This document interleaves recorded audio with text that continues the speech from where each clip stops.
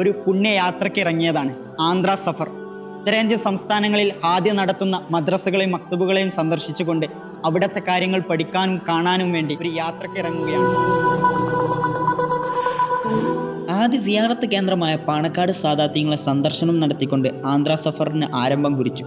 ഈ തവണ 4 ജില്ലകളിൽ നിന്നായി 43 പേരാണ് താവൻ ആന്ധ്ര സഫറിൽ പങ്കെടുക്കുന്നത്. വ്യത്യസ്ത മേഖലകളിൽ പ്രവർത്തിക്കുന്ന പണ്ഡിതരും സാദാത്യങ്ങളും പൊതുമേഖലാ പ്രവർത്തകരും ഗുണകാംക്ഷികളും അടങ്ങിയതാണ് ഈ യാത്രാ സംഘം. യാത്ര പാണക്കാട് നിന്നും തുടങ്ങി മലപ്പുറം പെരിന്തൽമണ്ണ വഴി അടുത്ത സിയാറത്ത് കേന്ദ്രമായ നാട്ടുകല്ല് മക്കാമ് ലക്ഷ്യമാക്കി പോവുകയാണ്. പോകുന്ന വഴിയിൽ നിന്നുള്ള യാത്രക്കാരെല്ലാം അതത് സ്ഥലങ്ങളിൽ നിന്നും നാടുകളിൽ നിന്നും യാത്രയോടൊപ്പം ചേർന്നുകൊണ്ടേയിരുന്നു. സഫറിനെ കുറിച്ചും എത്തിച്ചേരേണ്ട സ്ഥലങ്ങളെക്കുറിച്ചും ചീഫ് കോർഡിനേറ്റർ അബൂ ത്വാഹിർ ഹുദവി അവബോധം നൽകി.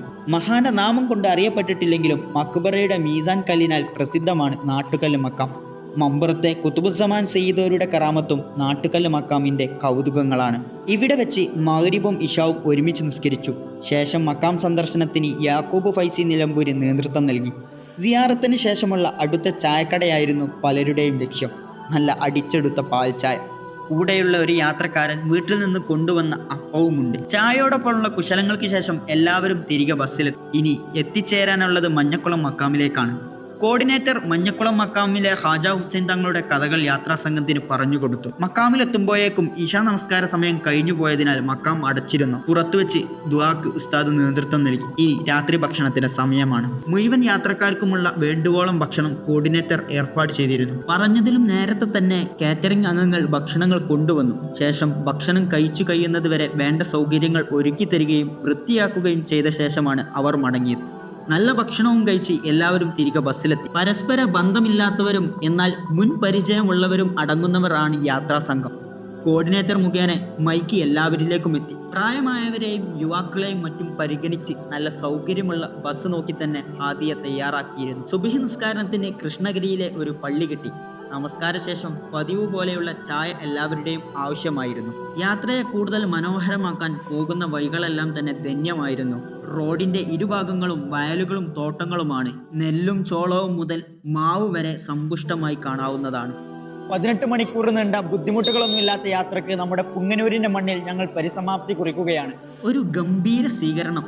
വന്നവരെല്ലാം ഒരേ അഭിപ്രായത്തിൽ പറഞ്ഞതാണ്. ഇരുവശങ്ങളിലുമായി നിന്ന് ബൈത്തുകൾ പാടി സ്വീകരിച്ചത് പലരുടെയും മനം കവർന്നു. പലരും നേരിൽ വന്ന് സലാം പറഞ്ഞ് കുശലാന്വേഷണങ്ങൾ തുടങ്ങി. അവർക്ക് എല്ലാം അറിയണം, പേരും വീടും നാടും ഒക്കെ. അതിഥികൾക്ക് അതിനെല്ലാം ഒരു പിടി മുന്നിൽ ഉത്സാഹിതരായിരുന്നു. നാസ്തയുടെ സമയമായതിനാൽ വിശേഷ വിഭവങ്ങളുമായി അതിഥികൾക്ക് ഭക്ഷണം തയ്യാറായിരുന്നു. കുളിയും വിശ്രമവും കഴിഞ്ഞ് പുങ്ങനൂർ കോളേജ് പൂർവ്വ വിദ്യാർത്ഥികളുടെ മേൽനോട്ടത്തിൽ നടത്തപ്പെടുന്ന പ്രീ സ്കൂൾ സന്ദർശനത്തിനായി എല്ലാവരും ഇറങ്ങി. കോളേജിന്റെ പരിസരത്ത് തന്നെ നല്ലൊരു കെട്ടിടത്തിൽ മനോഹരമായിരുന്നു ലിറ്റിൽ വേർഡ്സ് എന്ന ഈ സ്ഥാപനം. 4ഉം 5ഉം വയസ്സുള്ള പിഞ്ചു കുഞ്ഞുങ്ങൾ പുഞ്ചിരിയോടെ അവരോടൊപ്പം ചേർന്നു.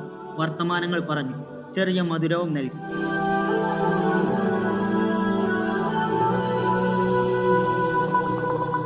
തിരികെ കോളേജിലേക്ക് തന്നെ. അവിടെ വിദ്യാർത്ഥികളുടെ കലാപരിപാടികൾ മറ്റും തയ്യാറാണ്. പ്രാർത്ഥനയും ഉദ്ഘാടനവും കഴിഞ്ഞ് പരിചയപ്പെടുത്തലുകളും മറ്റും നടന്നു. 4 ഭാഷകളിലായി പാട്ടും പ്രസംഗവും തുടങ്ങി ഗംഭീര പരിപാടികൾ. സമയം ഉച്ചയായപ്പോഴേക്കും ഭക്ഷണം തയ്യാറായി. അതിഥികൾക്ക് വേണ്ടുവോളം സൽക്കരിക്കാൻ വിദ്യാർത്ഥികൾ തയ്യാറായിരുന്നു. ദുഹർ നിസ്കാരവും ചെറിയ വിശ്രമവും കഴിഞ്ഞ് അടുത്ത കാഴ്ചകൾ തേടിയിറങ്ങി. പുങ്ങനൂർ കോളേജിൽ നിന്നും 30 കിലോമീറ്റർ അകലെയുള്ള കൊണ്ടാനഹള്ളിയിലേക്കാണ് യാത്ര. അവിടെ ഹാദിയയുടെയും മാലിക് ദീനാർ പൂർവ്വ വിദ്യാർത്ഥികളുടെയും മേൽനോട്ടത്തിൽ ഭംഗിയായി മുന്നോട്ട് പോയിക്കൊണ്ടിരിക്കുന്ന ഒരു ഗ്രാമമുണ്ട്. ഇവിടുത്തെ മദ്രസയും മറ്റു സൗകര്യങ്ങളും നമ്മൾ തയ്യാറാക്കിയതാണ്. കഴിഞ്ഞ കുറച്ചു വർഷങ്ങളായി ഈ മഹല്ലും മക്തബുകളും ഹാദിയ സിലബസ് അടിസ്ഥാനമായി മുന്നോട്ട് പോകുന്നു. സമസ്ത അംഗീകാരം നൽകിയ മദ്രസകളിൽ പെട്ടതാണ് ഈ സ്ഥാപനവും.